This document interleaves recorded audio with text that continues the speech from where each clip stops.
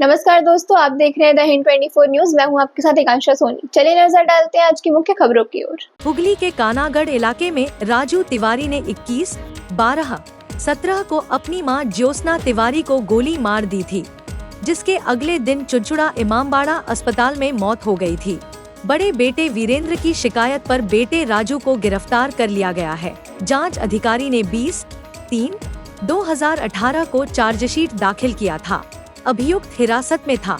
न्याय प्रक्रिया के दौरान 25 और 27 आर्म्स एक्ट को जोड़ा गया। कुल 14 लोगों की गवाही हुई।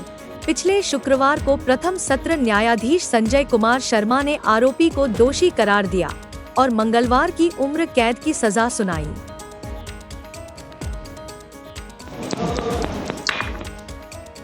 আজকে আপনারা দেখলেন যে মামলায় আপনারা কভার করতেছেন সেই মামলার একমাত্র আসামি রাজু তিওয়ারি তার যাবজ্জীবন কারাদণ্ডের সাজা অমান্য আদালত শ্রী সঞ্জয় কুমার শর্মা প্রথম দায়রা আদালত তিনি ঘোষণা করলেন।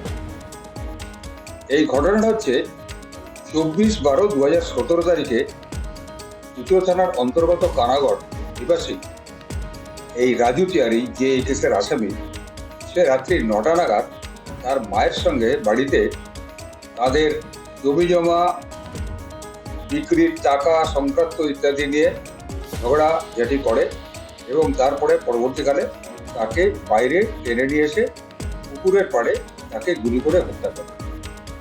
তার এই গুলির আওয়াজ শুনে বাড়ির অন্য সদস্যরা, অর্থাৎ তার অন্যান্য ভাইরা এবং তাদের স্ত্রী, এরা সকল মিলে বেরিয়ে এসে দেখে তাদের মা এবং শাশুড়ি তিনি রক্তাক্ত অবস্থায় পুকুরের পাড়ে পড়ে রয়েছেন এবং রাজু তিওয়ারি তখন ওখান থেকে পালিয়ে গেছে। এটা সবাই দেখেছে। এবং তারপর ওরাকে, অর্থাৎ জ্যোৎস্না দেবী, রাজু তিওয়ারির মায়ের নাম হচ্ছে জ্যোৎস্না দেবী, তাকে চুচুড়া হাসপাতালে নিয়ে যাওয়া হয়, তাকে ভর্তি করা হয়।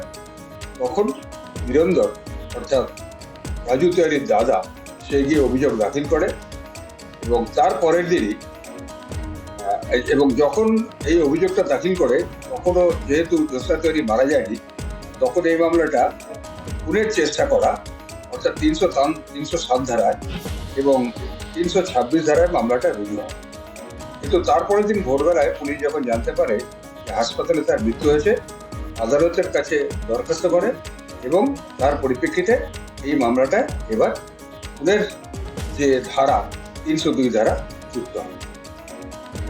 এই মামলা যখন রাজু তিওয়ারিকে 7 দিনের পুলিশ হেফাজতে নেওয়া হয়, পুলিশ হেফাজতে নেওয়ার সময় তার দেখার মতো একটা 1 শটার কান্ট্রিমেড ফায়ারআর্ম এবং সেই সঙ্গে একটা ফায়ার্ড ব্ল্যাঙ্ক কার্টিজ তার দেখার মতো একটা জায়গা থেকে উদ্ধার হয়। যাই হোক, পুলিশ অত্যাধিক দ্রুততার সঙ্গে এই মামলায় চার্জশিট দাখিল করে। এই চার্জশিটটা দাখিল করেছিল তারা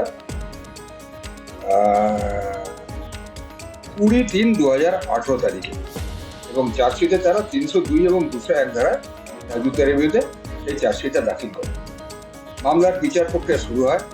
বিচার চলাকালীন এই পুলিশ যে আর্মস সেটা FSL এ পাঠিয়েছিল তার রিপোর্টটা সংগ্রহ করে এবং সেখান থেকে দেখা যায় যে হ্যাঁ, ऐसे ही तमाम खबरों के लिए जुड़े रहिए द हिंद 24 न्यूज के साथ।